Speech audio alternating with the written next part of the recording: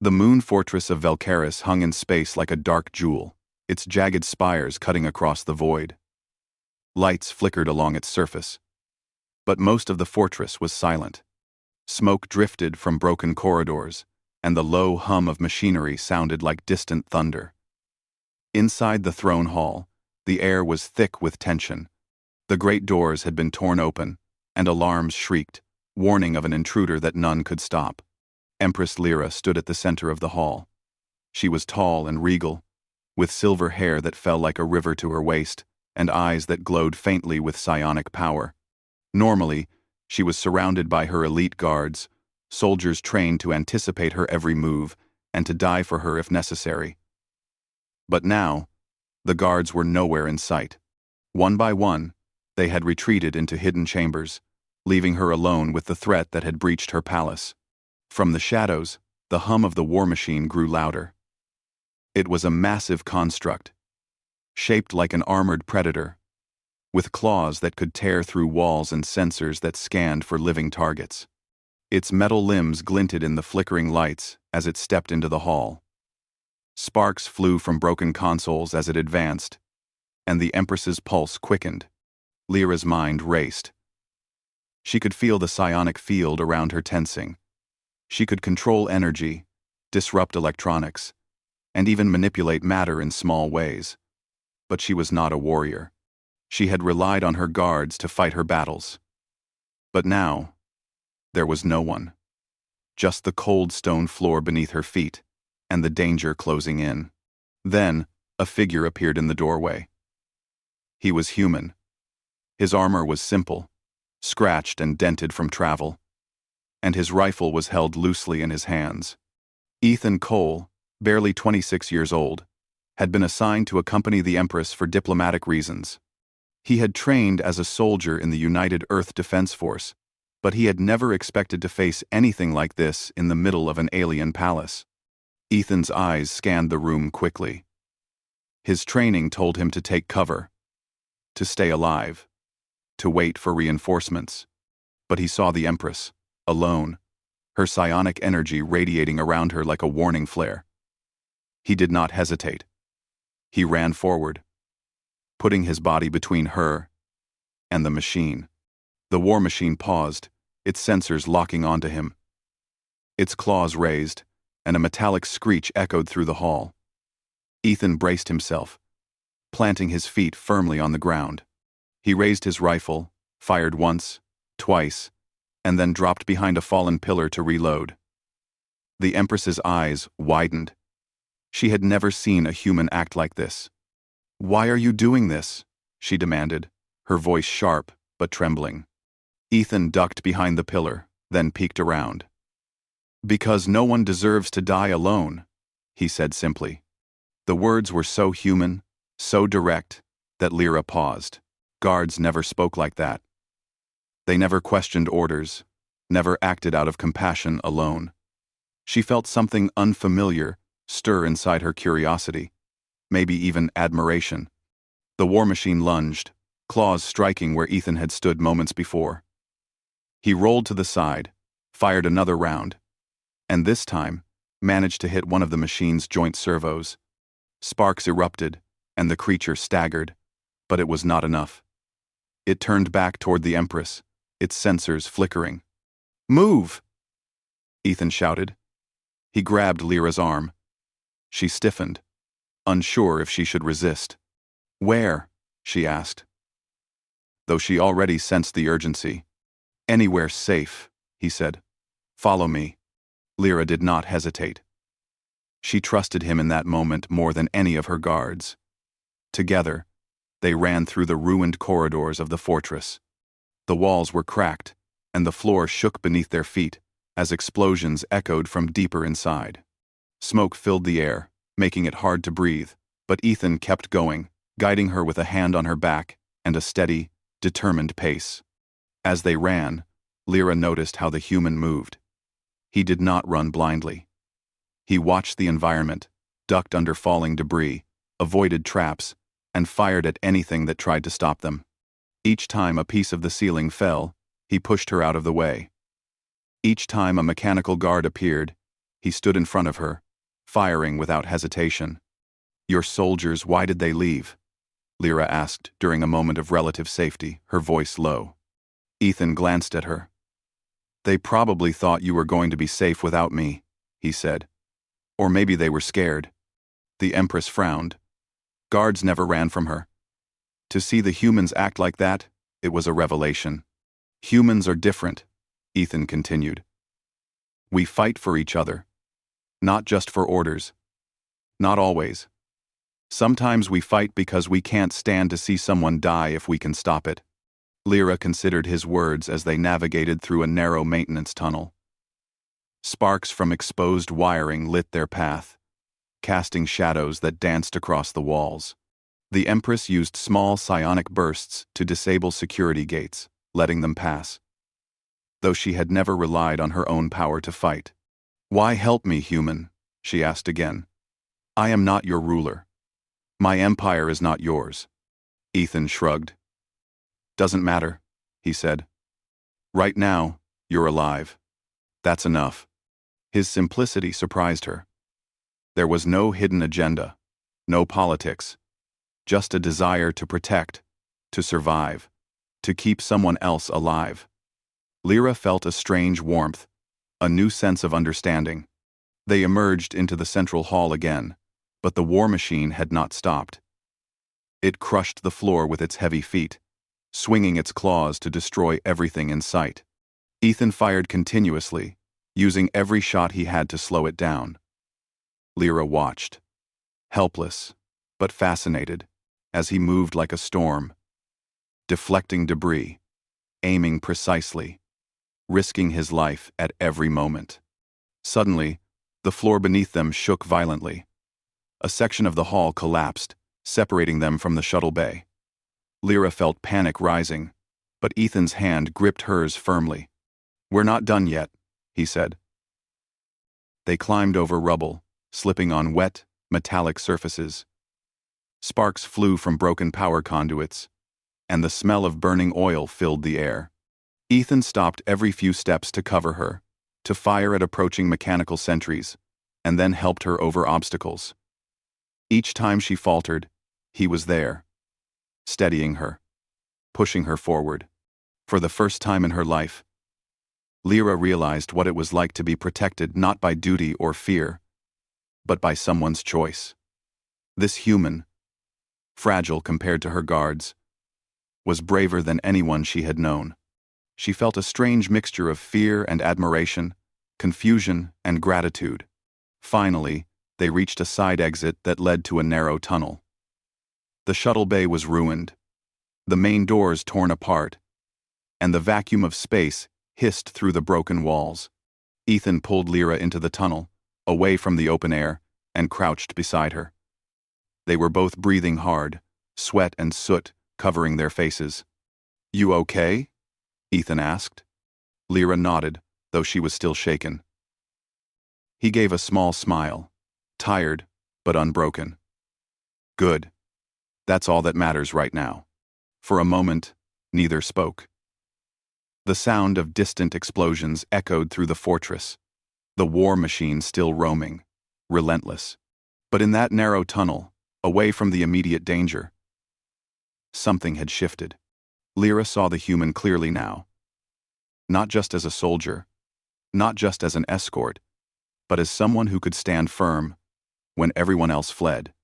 "Ethan," she said finally, her voice quiet. "You risked your life for me." He shrugged again. "Wouldn't you do the same? For someone else?" She thought of her guards, of the soldiers who had abandoned her without a second thought. She thought of the human who now crouched beside her, weary but determined. There was no answer she could give, no command she could issue, only gratitude, only the recognition that this human, in his simplicity and courage, had done what none of her own people would. They moved forward together, through the dark tunnels of Valkyris, side by side. Each step was a test, each corridor a trial. But for the first time in many years, Lyra did not feel alone. She had someone she could trust. Someone who would shield her with his body when the world turned against her. And as the distant roar of the war machine echoed behind them, Lyra realized that the fate of her empire, and perhaps her life, was now tied to this human soldier. The tunnels led them deeper into the fortress, away from immediate danger, but there was no safety yet. The fortress was breaking apart, and every second counted. Yet, with Ethan at her side, she felt a spark of hope. A small, stubborn hope that even in the darkest moment, a single human could stand firm when everyone else fled. The night of the fortress collapse had just begun, and Empress Lyra understood that the survival of both of them depended not just on strength, but on courage, trust, and the choices they would make together. Ethan glanced back one last time, his rifle ready. "Stay close," he said. "We're not out of this yet." 80. 80. 80. Lyra nodded. She stayed close. And for the first time, she moved not as an empress surrounded by guards, but as a human being, following another human into the unknown. The tunnels beneath Valkaris were dark and narrow, twisting like the veins of a giant creature. The walls were cold and damp, and the air smelled of burning metal and dust. Each step echoed, reminding them of how alone they were in the fortress. The alarms from above had faded, replaced by the distant sounds of destruction. But the danger was still very real. Ethan led the way, moving cautiously but quickly. His boots made soft thuds against the metal floor, and his rifle was ready at all times. Lyra followed closely, her silver hair brushing against the walls. She was still shaken by what had happened in the throne hall, but she forced herself to keep moving. Every now and then, she used small psionic pulses to check the tunnels ahead, feeling for movement or energy that might signal danger. "Do you always move like this?" Lyra asked, her voice quiet. Ethan glanced back at her, a faint smile on his face. "Like what?" "Like you are." He shook his head. "I'm afraid all the time. You just don't see it. I just don't let it stop me." Lyra studied him. His calmness was not the absence of fear, it was something else. Determination, perhaps, or a kind of stubbornness she had never seen in her guards. He risked his life freely, not because he had to, but because he chose to. It was confusing, but it made her feel safe. The tunnel opened into a larger maintenance chamber. Broken machines and crates were scattered across the floor, and exposed wires sent arcs of electricity into the air. Lyra hesitated at the threshold, feeling the danger. Ethan noticed her pause. "Careful," he said. "Step here. Not there. Watch the sparks." He stepped forward first, guiding her hand to steady herself as they crossed the chamber. Sparks flew, sizzling near their boots, but Ethan moved like he had done this many times before. When a heavy panel shifted and fell toward them, he caught it with a strength that surprised her. Lyra had grown up surrounded by elite warriors, yet this human, smaller and weaker in appearance, had more courage than many of them. Once they were on the other side, Lyra asked, "Why are you helping me so much?" "My empire. I am the Empress. Guards are supposed to protect me." Ethan stopped and looked at her, his face serious. "Because no one deserves to die alone," he said again. "Not even an empress. Not even someone I barely know. If I can stop it, I will." She blinked. She had never heard anyone speak like that. Her people were loyal, yes, but it was loyalty out of fear, obedience, or duty. Ethan's words carried something different. Choice, compassion, humanity. She felt a strange warmth, a realization that humans could be brave in ways her soldiers never were. They moved forward, deeper into the fortress. The corridors twisted and turned, some ending in rubble or deep pits. Ethan climbed first, helping her over broken floors, then firing at any mechanical guard that appeared. Each time a patrol came near, he positioned himself so the Empress would remain safe. He did not argue, did not hesitate, and never once asked for thanks. Your soldiers would have left me here, Lyra said finally, breaking the silence. Ethan shrugged, keeping his eyes on the path ahead. Probably. Some of them. But I don't care about that right now. You're alive, and that's all that matters. She was struck by the simplicity of his answer. There were no politics, no hidden agendas, no rules about how to treat her. Just a human willing to risk himself for another. She felt a strange sense of gratitude mixed with admiration, something that unsettled her. As they moved, the walls of the tunnels began to vibrate. Small tremors shook the floor, and dust rained from the ceiling. The fortress was breaking down from the damage above, and every moment counted. Ethan glanced at the ceiling, then at the walls. We need to move faster. Parts of this place won't hold for long. They turned another corner and found themselves in a maintenance bay filled with crates and half-destroyed machinery. Lyra paused, feeling her legs weaken slightly from exhaustion and fear. Ethan noticed immediately. Lean on me, he said, stepping closer. I've got you. She allowed him to guide her through the maze of equipment. At one point, a crate tipped over and fell toward her. Without thinking, Ethan shoved her to the side and caught the crate himself. Sparks flew from the metal hitting the floor, and the noise echoed through the chamber. Lyra's heart raced, but she realized something important. This human was willing to risk injury to protect her, and he did it without hesitation or thought of reward. They reached a ladder leading up to a higher level. Ethan climbed first, securing the rungs and checking for stability. Lyra followed, gripping the metal tightly as she ascended. The higher level gave them a view of a shattered corridor leading toward what appeared to be an energy hub. The hub might be a way out, or it could lead them into more danger they could not tell yet. Ethan scanned the area carefully. We'll take the hub, he said. It might have access to the old shuttle paths. Lyra nodded. I can use my psionics to disable some of the energy barriers. But it will take concentration. Good, Ethan said. Do it while I watch the exits. Don't worry about me. Focus. She concentrated, feeling her psionic energy surge through her. Sparks from the broken conduits flickered as barriers in the corridor shimmered and fell. Ethan covered her, moving whenever a patrol drone appeared. They worked together without speaking much, their movements instinctive, almost synchronized. Lyra had never realized how powerful a combination of human courage and psionic skill could be. After they cleared the barriers, a sudden explosion shook the floor beneath them. The metal groaned, and part of the ceiling fell. Ethan pushed Lyra out of the way, just in time, shielding her with his body. Dust and smoke filled the air, and the Empress coughed, struggling to see.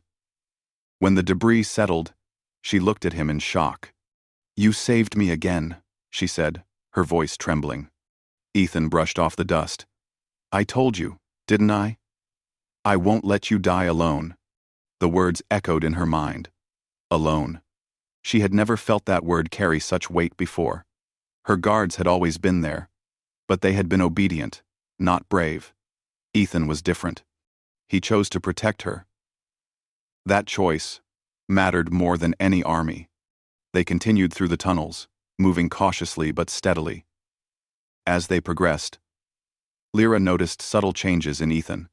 He was tired, his movements a little slower, his breathing heavier, but he never faltered. Every time she stumbled, he steadied her. Every time danger appeared, he faced it first. She felt a mixture of awe and growing trust. Eventually, they reached a junction.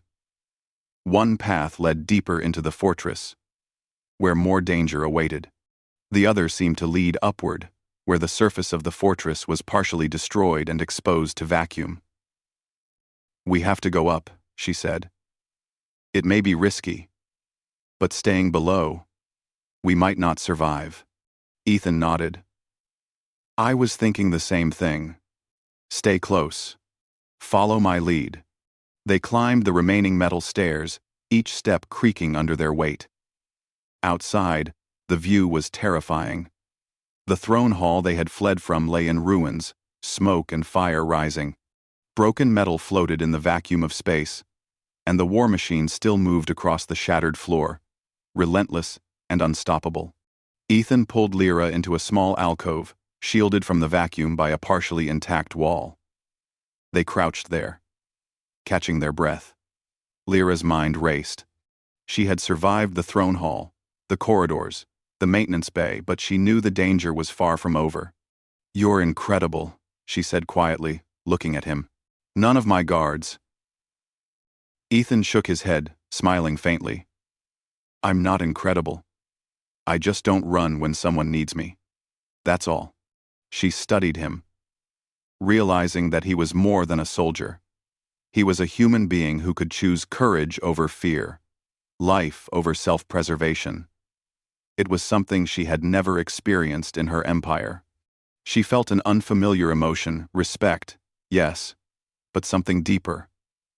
Something that would grow as they faced more danger together.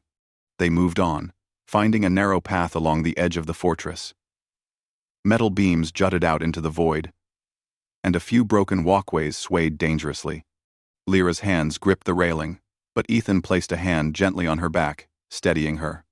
"Take it slow," he said. "I've got you." She nodded, trusting him completely. Each step was precarious, but with Ethan shielding her, she felt a confidence she had never known. Even though the fortress was collapsing around them, even though the war machine roamed freely below, she felt hope. Together, they moved forward, a human and an empress, bound by circumstance and courage. Each step carried them further from immediate danger and closer to survival. And in that shared struggle, Lyra began to understand something profound. Strength was not just in armies or technology. It was in the willingness to protect, to risk, and to stand firm when everyone else fled.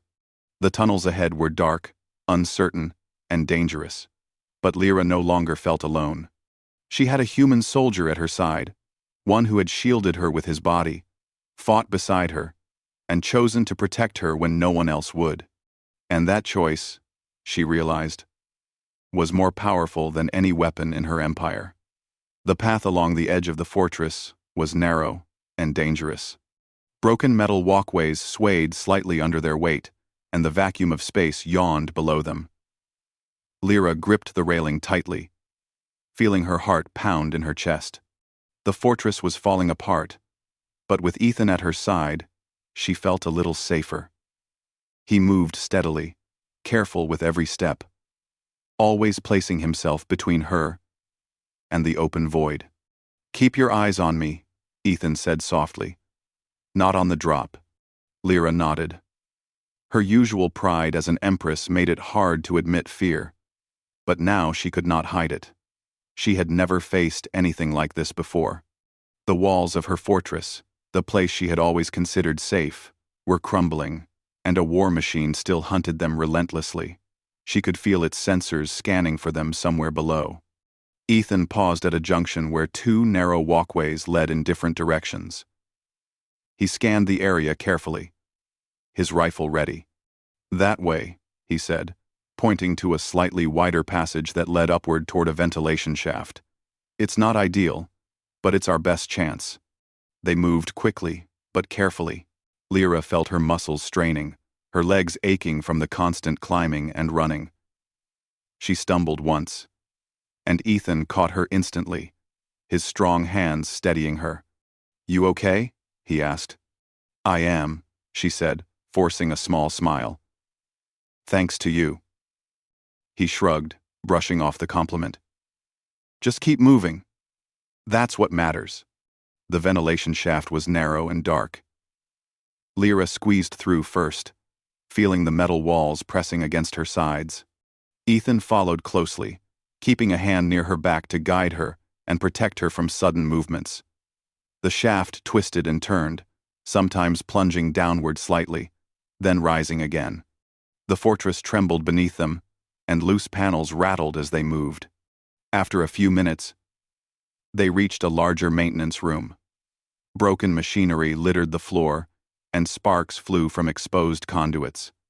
A low hum of energy filled the room, making the air feel heavy. Lyra stopped, catching her breath, and looked at Ethan. "Do you ever get tired?" she asked, watching him. He gave a small laugh. "Of course. I'm human. But you have to keep going. No matter what." She studied him. Humans were strange creatures.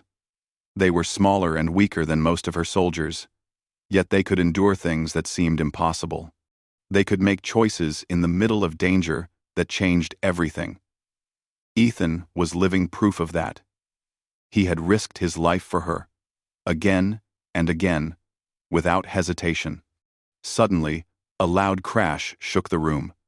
Sparks flew from a broken console, and a small mechanical drone scuttled across the floor, its sensors lighting up as it detected them. Ethan raised his rifle immediately, firing a precise shot that disabled the drone before it could reach them. "Stay close," he said, moving forward cautiously. They advanced together, moving through the room with careful steps. Lyra tried to use her psionic energy to sense threats ahead, but the chaos of the fortress made it difficult. Sparks, smoke, and unstable machinery interfered with her concentration. Ethan noticed her hesitation. "You don't have to do everything," he said gently. "I've got your back." She looked at him, surprised. No one had ever spoken to her like that before. Her guards would have ignored her hesitation, or worse, scolded her for weakness. But Ethan simply offered support, without judgment or command.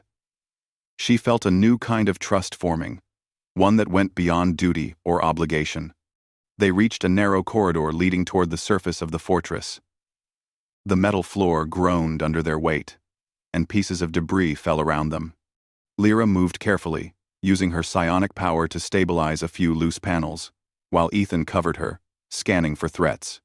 As they approached the exit, a sudden explosion rocked the corridor. A section of the floor collapsed, leaving a gap that seemed impossible to cross. Lyra froze, unsure how to proceed. Ethan didn't hesitate. He crouched, measuring the distance with his eyes, then turned to her. "Grab my hand," he said. She did as he instructed, and he pulled her across the gap with strength and precision. They landed safely on the other side, breathing hard from the effort. Lyra's heart raced. But she felt a strange exhilaration.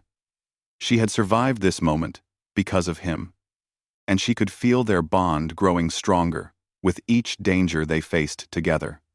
The surface of the fortress was not much better. Broken spires jutted into the void, and fires burned in several places. The air was thin, and Lyra felt the cold of space pressing against her body, even through her protective clothing. Ethan led her along a narrow ledge, keeping close to the walls where possible. "Almost there," he said. Lyra's muscles ached, and her breath came in short gasps, but she trusted him completely. She moved as he guided her, following his steps and trusting his judgment. Each time the ledge swayed or a loose panel threatened to fall, Ethan was there to steady her. Finally, they reached a large observation deck, partially destroyed but still intact.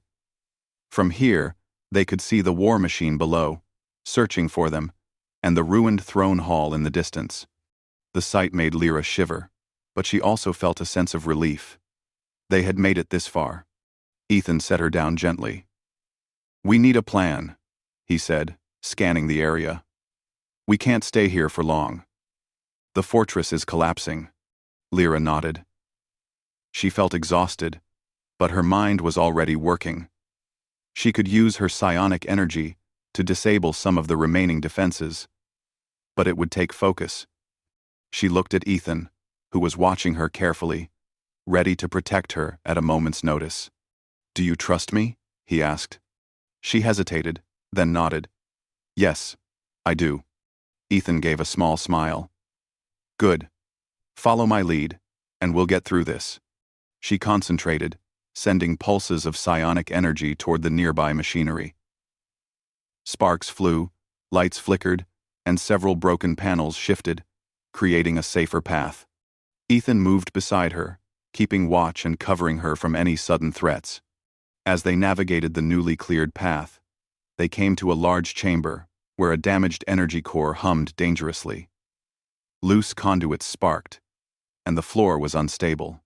Lyra's psionic power could stabilize some of it, but the room was still risky. "We'll have to go through," Ethan said. "There's no other way." Lyra nodded, gripping his arm for support. Together, they crossed the chamber.